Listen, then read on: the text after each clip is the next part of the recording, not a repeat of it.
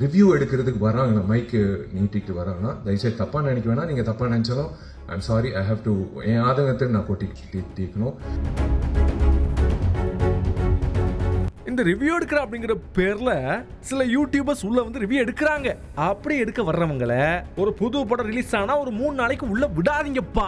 அதாவது ஒரு 12 காட்சி அவங்க ரிவ்யூ பண்ணவே வேண்டாம். நான் சொல்றேன்னு தப்பா எடுத்துக்காதீங்க. அப்படி எடுத்தாலும் பிரச்சனை கிடையாது, நான் என் கருத்தை சொல்லிட்டு போயிடுறேன் அப்படின்னு பகிரங்கமா தன்னுடைய கோரிக்கையை சொல்லியிருக்கிறாரு விஷால்.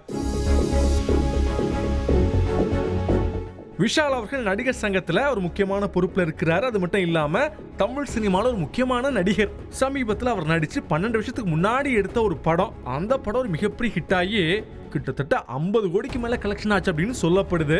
அவர் ரீசெண்டா ஒரு படத்துடைய ப்ரொமோஷன் நிகழ்ச்சியில கலந்துகிட்டாரு. ரெட் ஃப்ளவர் அப்படிங்கிற படம் அது. அந்த படத்துடைய ஆடியோ லான்ச்ல கலந்துகிட்டு சில விஷயங்கள்லாம் பேசியிருக்கிறாரு.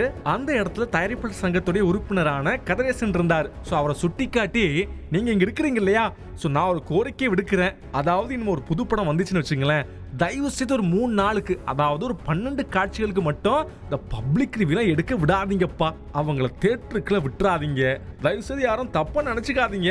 அப்படிங்க நினைச்சுக்கிட்டாலும் பரவாயில்ல, நான் என்னோட ஆதங்கத்தை தான் சொல்றேன். நான் என்ன கேட்கிறேன், பொதுமக்களுடைய கருத்தை கேட்க வர்றீங்க இல்லையா, நீங்க கருத்தை கேட்காம டிக்கெட்டுக்கு காசை கொடுத்து படத்தை பார்த்துட்டு உங்க கருத்தை சொல்லுங்க. என்ன நான் சொல்றது அப்படிங்கிற மாதிரி கேட்டிருக்கிறாரு. அது மட்டும் இல்லாம இங்க தியேட்டர் வாசல எடுக்காதீங்க, வேணா வெளியில போய் எடுத்துக்கோங்க. ஏன்னா எந்த படம் வந்தாலும் அந்த படத்துக்கு ஒரு பிரீத்திங் டைம் வேணும் அப்படின்னு ரொம்ப ஆதங்கத்தோட தன்னுடைய கோரிக்கை விடுத்திருக்கிறாரு விஷால். நடிகர் சங்கம் சார்ந்த உறுப்பினர்கள் இருக்காங்க, கதிரேசன் சாரும் இருக்காரு, ஆஃபீஸ் பேரு. அவர் சார்பாக நான் ஒரு விண்ணப்பம் உங்க எல்லோருக்கும் நான் வைக்கிறேன். பத்திரிகையாளர்கள் plus YouTubers and every one and exhibitors association சார்பாக நான் அவங்களுக்கும் நான் விண்ணப்பம் வைக்கிறேன். இன்க்ளூடிங் கமலா தியேட்டர் உரிமையாளருக்கும் மற்ற உரிமையாளர்களும், இனிமே வரக்கூடிய திரைப்படங்கள் ரிலீஸ் ஆகும்போது வெள்ளிக்கிழமை தயவு செஞ்சு ஒரு 3 நாளைக்கு மட்டும் 12 காட்சிகளுக்கு மட்டும் யாராவது வந்து ரிவ்யூ எடுக்கிறதுக்கு வராங்கன்னா மைக்கு நீட்டிட்டு வராங்கன்னா தயவுசெய்து தப்பாக நினைக்க வேணாம். நீங்கள் தப்பாக நினச்சாலும் I'm sorry, I have to என் ஆதங்கத்தை நான் தீர்க்கணும். நீங்கள் டிக்கெட் வாங்கிட்டு உள்ளே வந்துட்டு படம் பார்த்துட்டு நீங்கள் அந்த மைக்கை நீங்கள் நீட்டிட்டு உங்கள் கருத்தை நீங்கள் சொல்லிடுங்க.